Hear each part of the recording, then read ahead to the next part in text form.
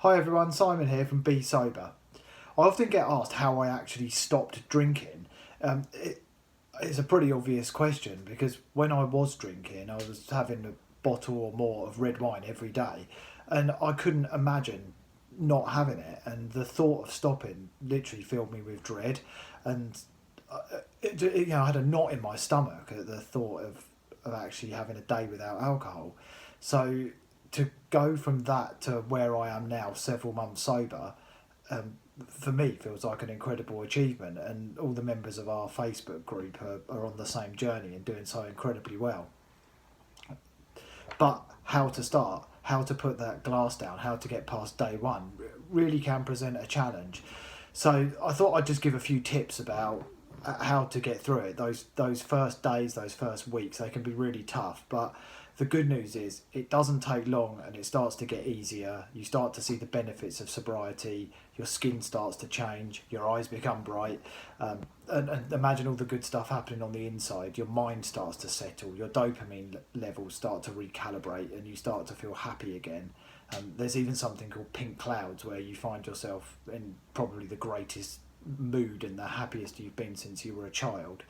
Unfortunately, this doesn't last forever, and there's also something called pause, PAWS, which can cause a few down moments and feelings of sadness for the odd day or two on the journey. But be ready for this, expect it, and it won't catch you off guard, because that can be something that can cause people to go back to drinking because they think it's all going wrong, when actually it passes quite quickly.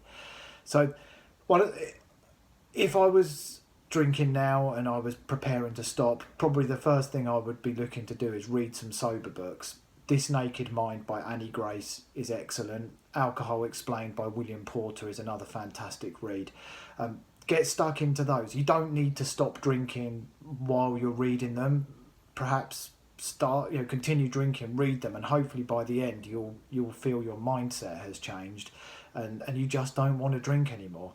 The goal of stopping drinking and the key to being happy with your decision and happy in yourself, for me, is to change your mindset from I can't have a drink to I don't want to drink. When you think like that you just don't want to drink, you're not fussed about it. You stop thinking about it and you enjoy sobriety, you enjoy the sober life and everything that comes with it. The next thing I would do would be sign up to the Alcohol Experiment, which is by Annie Grace, the author of This Naked Mind. So it's the alcoholexperiment.com. And that's a 30-day program, which is completely free. And you can journal, you get tips and videos every day, you check in each day. And it really does hold your hand on that first month through sobriety. So I'd strongly recommend that. In addition, join some Facebook groups, some sober Facebook groups. They're a great way of getting support without leaving the comfort of your own home. You can look on your phone, on your laptop, etc. Obviously, the Be Sober Facebook group is fantastic. There's some excellent support there. And of course, they're all private and closed, so you can talk in complete confidence to people who are on the same journey. Some people will have been doing sober for months or years, and other people will have just started. So there'll be lots of support, information and advice and experience for you to draw on as well. Another tip would be to arm yourself with plenty of alcohol-free drinks. Some people like alcohol-free beers, alcohol-free wines, although the red ones are disgusting in my opinion. Some people stay completely away from the alternatives like alcohol-free beers and wines and prefer to go for something completely different like seed lip or tonic waters with flavourings, etc. And one of the things I've really enjoyed about becoming sober is trying all those new drinks and seeing what they taste like and experiencing them. And I've managed to just completely change my habit. When I sit down on an evening where I used to work my way through a bottle and a half of red wine, now I'm quite happy to work my way through a bottle and a half of tonic water or whatever it may be. So definitely explore those, enjoy them. And the other thing is try and get excited about what you're doing. If you go into it with a sense of being deprived, you're going to face a real challenge. If you approach it from the perspective that you've signed up for something really exciting and you're changing your life in a very positive way, get excited about it. I run lots of marathons. In fact, there's some of my marathon medals on the wall there. I approach this like I'd signed up for a marathon, and I see every day like a training run, and getting stuck into training for the long haul. So, and when I sign up for a marathon, I get excited about it. I look forward to it, and I see this as a very similar experience. So you want to be excited about what you're doing. Don't be thinking you've had something taken away from you. Remember, it's not that you can't have a drink. You need to think that you don't want to drink. For the first month, I would probably try and avoid temptation as well. So, again, it's your call, but personally, I got rid of any alcoholic drinks that were in my house. I steered clear of pubs. I stayed away from friends where the relationship was mainly alcohol based.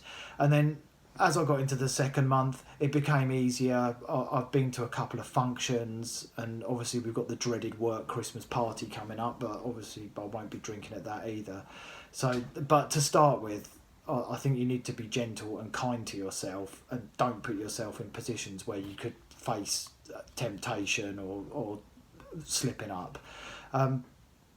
Don't worry if you have a slip up. It happens. Some people go a couple of weeks and that they take a drink. Just see that as part of the experience, part of the learning. And don't beat yourself up about it. You've got to be kind to yourself. I often say to people when they ask for advice, well, what would you say to a good friend, a close friend? And often the answer is so much kinder than the way that they're treating themselves. So try and treat yourself with the same kindness and compassion that you would treat a friend with, and you'll find life gets a whole lot easier. So and probably the last few things, I would say, stay engaged with the Facebook groups, join in. You might want to also look at Alcoholics Anonymous or other types of recovery groups, but whatever you do, stay engaged. You're going to want to have some support around you. If you're comfortable telling family members or close friends who'll be supportive, then do that. But check in with people. Don't just white knuckle it on your own, because that you're going to find it a struggle if you do that.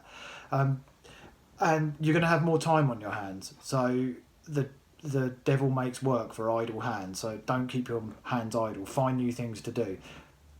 Walk the dog, go for a run, join a gym, go shopping with the extra money that you're saving from not buying all that wine or beer or gin or whatever. There's loads of things. Paint a picture, make a list of things you want to do, but you're going to have more time on your hands, and you want to make sure that you fill that time and enjoy the time as well. Don't sit there moping that you can't have a drink. Think positively and passionately about what you're doing.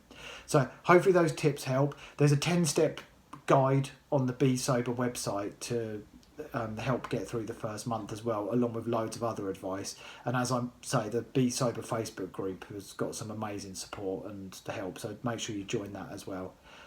Feel free to leave a comment or questions below. Here to help, and check back in soon. Thank you.